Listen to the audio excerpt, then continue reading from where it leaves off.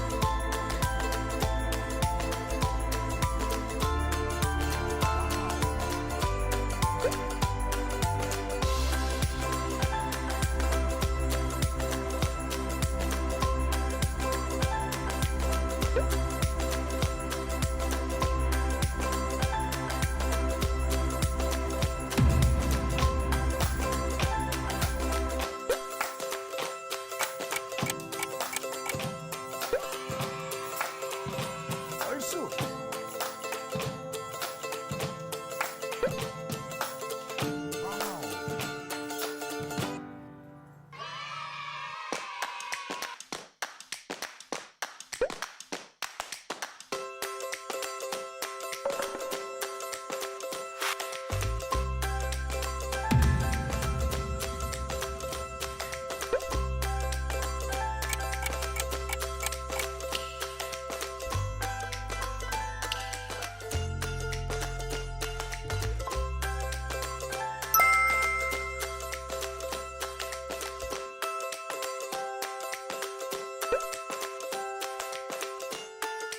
No!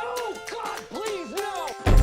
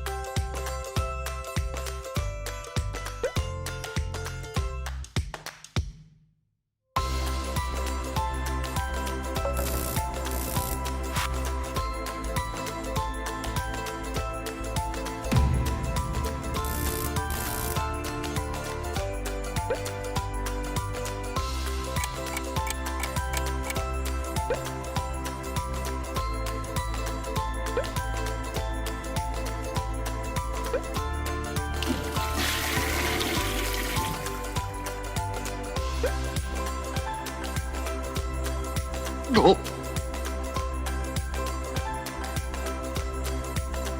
No! God, please,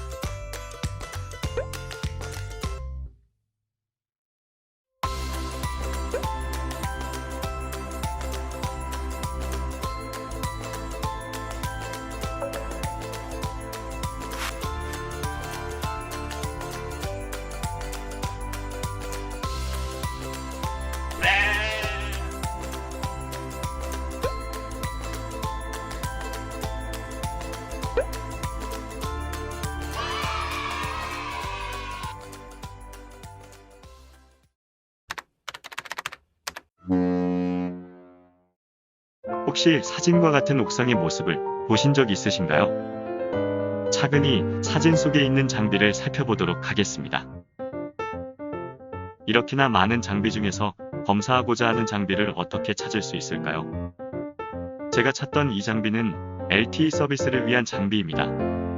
사람에게 이름이 있듯 장비에도 각각의 고유 번호가 있는데요. 바로 이곳을 보시면 일련 번호와 인증 번호를 통해 기기를 찾을 수 있습니다. 앞서 본 장비와 생김새는 다르지만 같은 LTE 서비스를 위한 장비입니다. 마찬가지로 장비 옆면을 확인해보면 일련 번호와 인증 번호를 통해 찾고자 하는 장비를 확인할 수 있습니다. 이 사진은 인명과 장비의 안전을 위해 설치하는 안전시설 접지입니다. 만약 접지가 이렇게 손상되어 있다면 위험을 초래할 수 있습니다. 따라서 빠르게 복구가 되어야겠죠. 장비를 보호할 수 있는 장치에는 접지뿐만 아니라 이렇게 생긴 전원암 안에 보호장치가 설치되어 있습니다.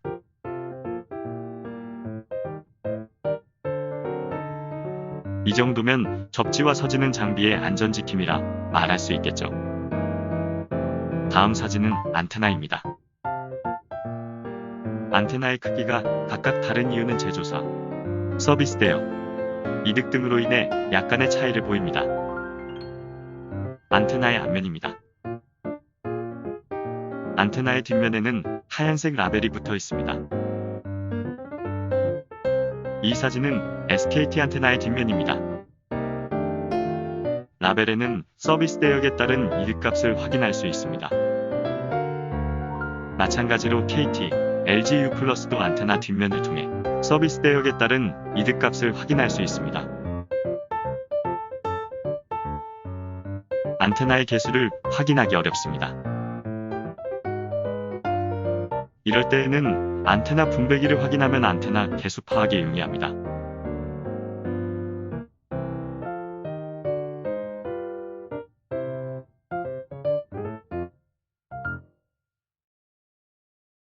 이처럼 분배기를 통해 안테나의 개수를 쉽게 파악할 수 있습니다. 평범한 아파트 옥상처럼 보이지만 옥상에 설치된 안테나가 안 보이게끔 잘 감싸주고 있습니다. 이런 형태도 있고요. 이런 형태도 있습니다. 이 안테나는 소나무처럼 위장하고 있네요. 이처럼 주변 경관과 조화를 이루도록 다양한 방법을 통해 위장하고 있습니다.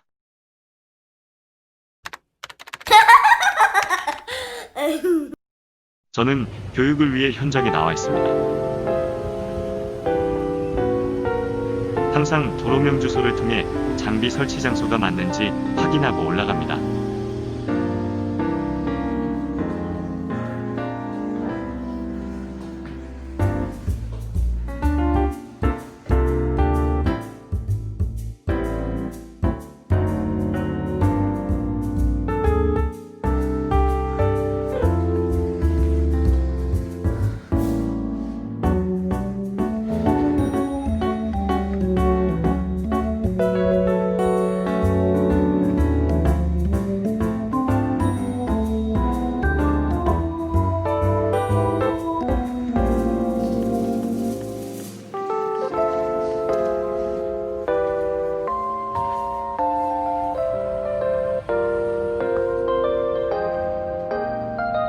이곳에 안테나가 있네요.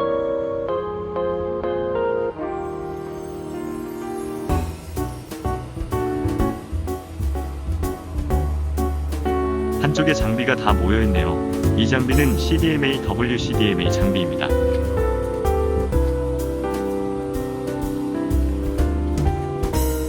이건 LTE 장비이고요.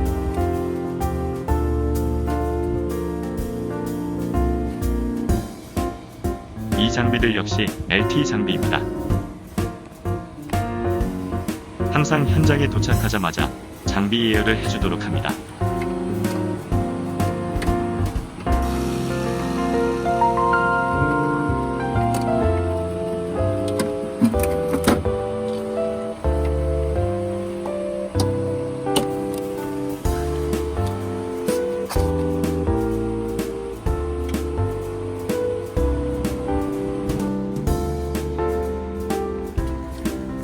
이교시에서 배웠던 것처럼 장비 옆면을 보시면 장비 이름을 확인할 수 있습니다.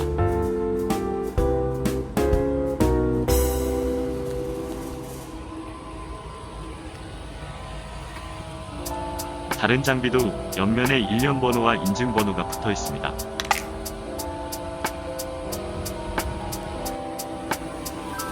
장비 보호를 위해 접지가 연결되어 있습니다.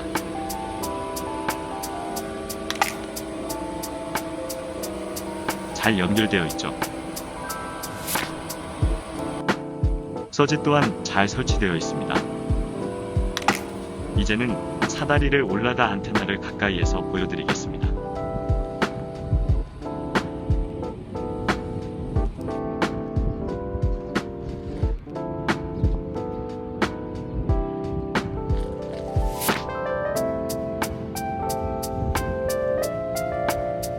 이렇게 안테나의 뒷면을 보면 서비스 대역에 따른 안테나 이득을 확인할 수 있습니다.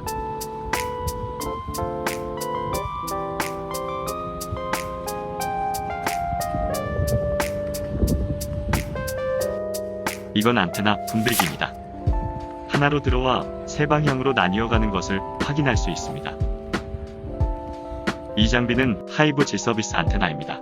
안테나와 장비가 일체형입니다.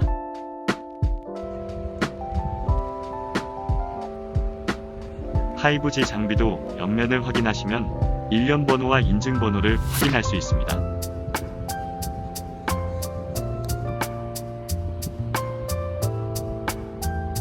측정 장비의 예열이 완료되면 이 케이블을 통해 측정하고자 하는 장비와 연결합니다. 장비 아랫부분에 있는 샘플 커플러를 통해 연결해주면 됩니다.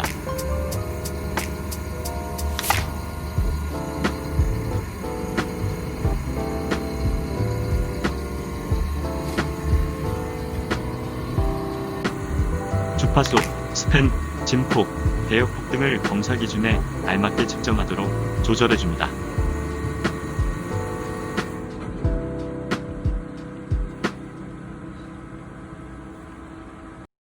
위와 같은 항목으로 장비의 성능을 측정합니다. 일장치의 측정이 완료되었다면 이 장치로 케이블을 옮겨주도록 합니다. 이 장치 역시 동일한 위치에 샘플 커플러가 있습니다.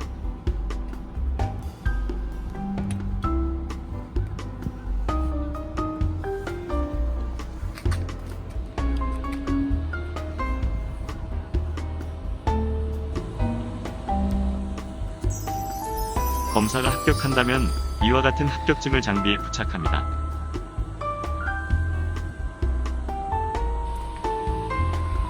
그리고 모든 검사가 완료되면 뒷정리까지 깔끔하게 해야겠죠.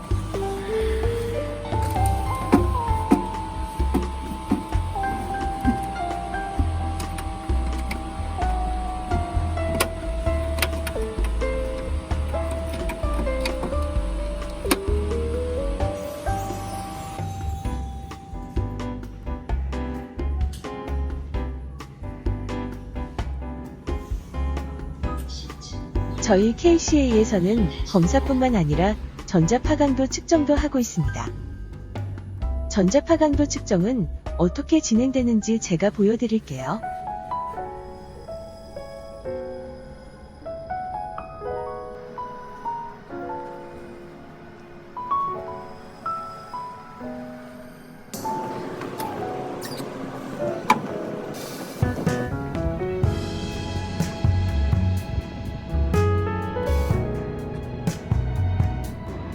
먼저 측정하고자 하는 장비가 맞는지 장비 일련 번호를 확인합니다. 그리고 장비와 연결된 안테나를 찾아 각각 알파, 베타, 감마로 지정합니다. 마지막으로 안테나가 바라보는 방향을 기억하도록 합니다.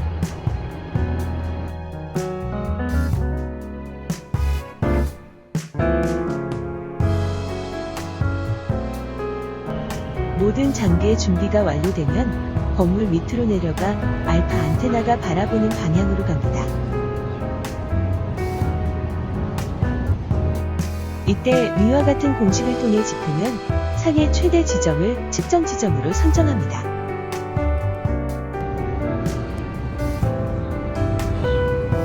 줄자를 이용하여 측정 시작 지점부터 측정 끝 지점까지 1m 간격을 두어 테이프로 표시합니다.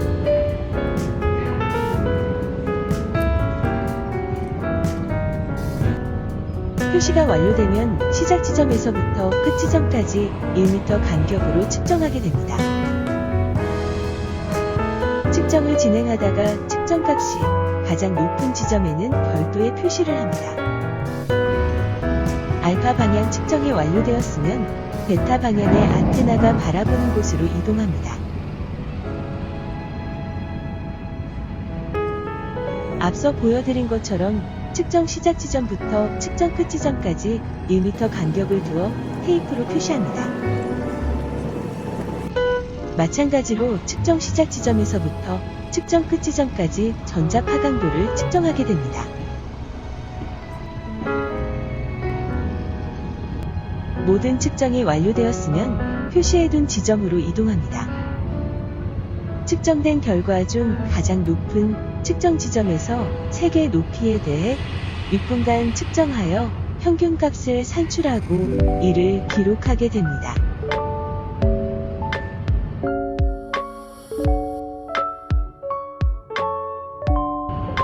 1.1m 높이에서 6분간 측정이 완료되었다면 1.5m 높이에서도 측정합니다.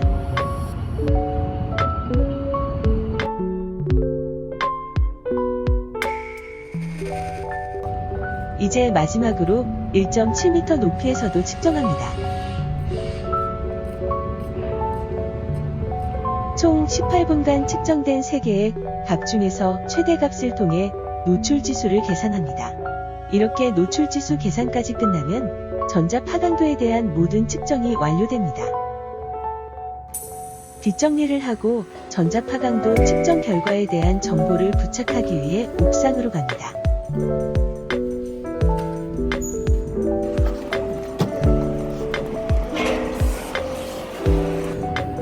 이 장비는 전자파 노출 지수가 안전하다는 인증마크를 부착하면 끝이 납니다.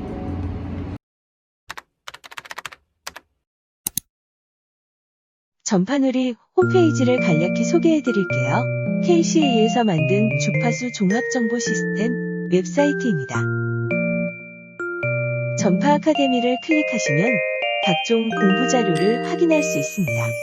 뿐만 아니라 전파와 관련된 법령 및 생활 속 전파 정보도 알 수 있습니다. 주파수 정보를 클릭하시면 국내 주파수 분배도표 현황을 확인할 수 있습니다. 그리고 GPS를 통해 내가 사는 곳 주위의 기지국의 위치 확인도 볼 수 있습니다. 마지막으로 홈페이지 우측 하단에 있는 자주 찾는 메뉴에서 일자리 맵을 클릭하시면 이와 같이 지도 곳곳에 숫자가 나타나게 됩니다. 숫자는 지역 주변의 일자리, 공고 개수를 보여주고 있습니다. 지도를 확대해서 숫자를 클릭해보면 회사명과 위치, 급여까지 소개하고 있습니다. 관심 있는 학생들은 전파놀이 접속하셔서 좋은 정보 많이 가져가세요. 저와 함께 동행한 현장 체험학습 어떠셨나요? 이 영상이 조금이나마 학생분들에게 도움이 되었으면 좋겠습니다. 여러분의 꽃길을 항상 응원합니다.